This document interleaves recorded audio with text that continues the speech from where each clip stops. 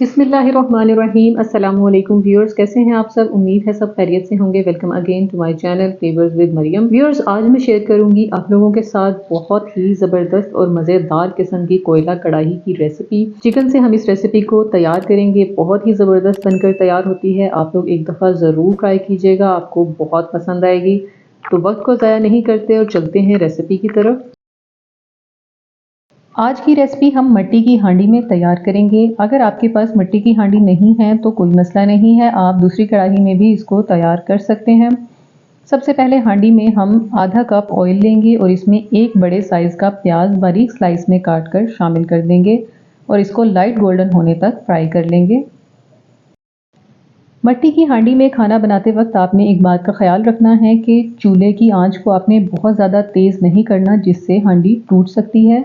इसलिए इसको medium flame पे हम कुक करेंगे, जिससे खाने का जायका भी बहुत बेहतरीन आएगा। प्याज हमारा गोल्डन हो चुका है।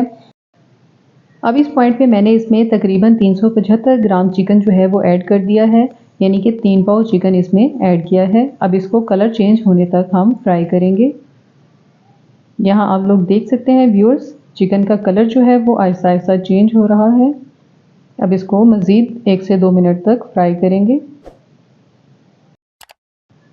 इसके साथ ही हम इसमें तकरीबन हाफ टी स्पून ज़ीरा ऐड कर देंगे। साबुत ज़ीरा ऐड करना है, इससे बहुत ही प्यारी खुशबू आएगी।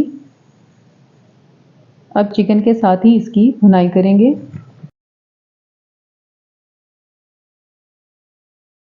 तीन से 4 मिनट तक चिकन को फ्राई करना है। ये देखिए यहाँ कलर चेंज हो चुका है चिकन का। अब इसमें तकरीबन हाफ टेबल स्पून या 1 टेबल स्पून आपने लहसुन अदरक का पेस्ट शामिल करना है और इसको भी अच्छे से 1 से 2 मिनट तक भून लेना है।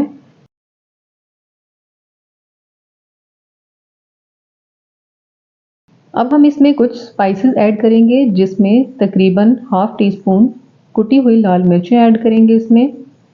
इसके अलावा 1 टीस्पून हम इसमें नमक ऐड करेंगे, 1/4 टीस्पून हल्दी ऐड करेंगे और इन तमाम चीज़ों को अच्छे से मिक्स कर देंगे। बहुत ही कम और सिंपल इंग्रेडिएंट्स के साथ हम इस कढ़ाई को बनाकर तैयार करेंगे। बहुत ही ज़बरदस्त और बेहतरीन किस्म का इसका टेस्ट होगा। आपने इसको एक बार ज़रूर ट्राई करना है।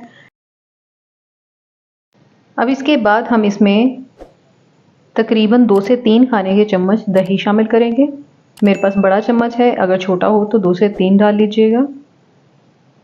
अब इसको अच्छे से मिक्स कर देंगे और इसकी भुनाई करेंगे।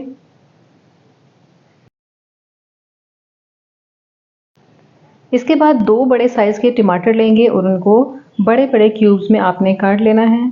ये देखिए आप लोग देख सकते हैं, छोटे टमाटर हों तो आप 3 भी ले सकते हैं। और इसको हम हांडी में शामिल कर देंगे और इसको अच्छे से मिक्स करके तकरीबन 5 से 6 मिनट के लिए ढककर रख देंगे, ताकि टमाटरों का छिलका नरम हो जाए और हम इन्हें उतार सकें।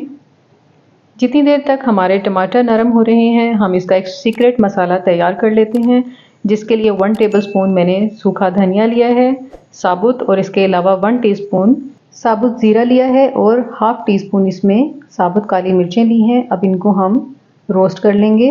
रोस्ट करते हुए आपने इस बात का ख्याल रखना है कि आग को ज़्यादा तेज़ नहीं करना, हमने इसको हल्की आंच पे रोस्ट करना है।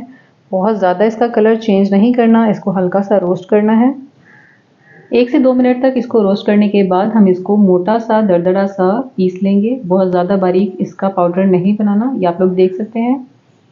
अब इसको साइड पे रख लेंगे और इसका हम बाद में इस्तेमाल करेंगे। यहाँ तकरीबन 5 से 6 मिनट गुजर चुके हैं। टमाटर जो हैं वो नरम हो चुके हैं। अब इनका छिलका जो है किसी भी स्पैचुला की मदद से, किसी चिमटे की मदद से आप लोग इस तरीके से उतार दीजिए।